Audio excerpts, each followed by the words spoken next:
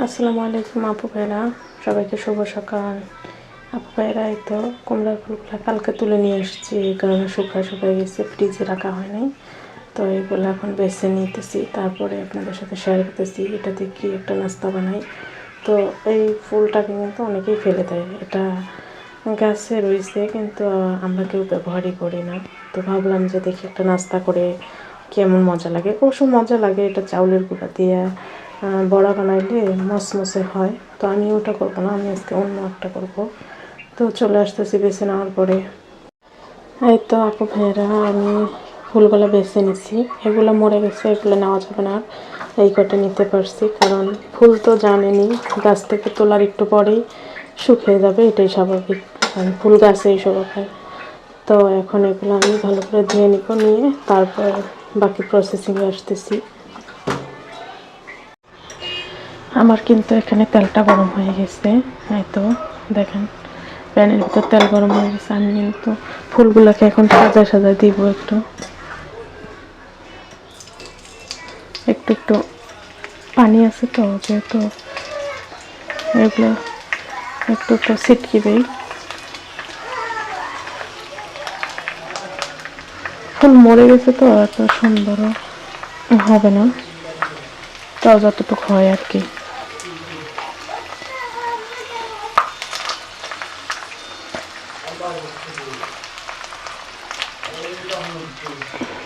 তো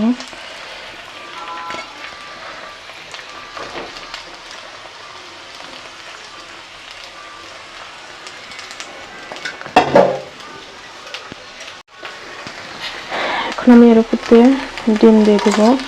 ডিম সব কিছু দিয়ে দিচ্ছি এখানে, ধনিয়া পাতা, কাঁচামরিচ, সব কিছু, পেঁয়াজ সব দিয়ে দিচ্ছি এখানে। জি মাম্মা।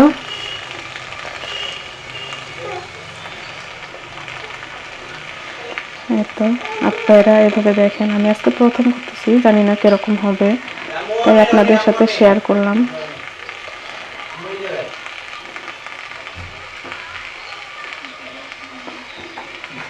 জালটা একটু কমায় রাখছি, একটু জালটা এখন বাড়াই দিলাম। এই তো আমি ডিমটা দিয়ে দিচ্ছি, এখন দেখা যাক ফাইনালি হবার আশায় আছি কি হয়। আপনারা সাথে থাকেন আপু ভাইয়েরা। ফুল যেহেতু নরম জিনিস, ফাইনালি আমার উল্টানোটা একটু কষ্টের ব্যাপার। ও হয়ে গেছে, ও সুন্দর সুন্দর সুন্দর, এই দেখো দেখো সুন্দর সুন্দর। এই তো দেখেন মাশাআল্লাহ, অনেক সুন্দর হয়েছে। কে বলবে এটা কিভাবে কি, কে বলতে পারেন বলেন, যারা প্রথম থেকে দেখেননি বলেন তো এটা কিভাবে কি। অনেক সুন্দর তাই না আপু ভাইয়ারা? আমি কিন্তু এখানে একটা ডিম দিয়ে করলাম, আপনারা চাইলে বেশি ডিম দিতে পারেন, কারণ আমার একটা দিয়ে হয়ে গেছে, ফুল কম ছিল তো। এই তো দেখেন অনেক সুন্দর না? কে বলতে পারবে এটা কি, কি দিয়ে কি করলাম। অনেক লোভনীয় না? মাশাআল্লাহ, জানি খেতেও ভালো হবে, কারণ এরকম সুন্দর জিনিস খেতে অবশ্যই সুন্দর হবে, ভালো হবে। আপনারাও ট্রাই করবেন আপনারা। আবারও বলে নিচ্ছি, আপনারাও ট্রাই করবেন এরকম মজাদার খাবারটা। যেমন মিষ্টি কুমড়ো ফুলটা গাছে পড়েই থাকে, কেউ অতটা ব্যবহার করে না।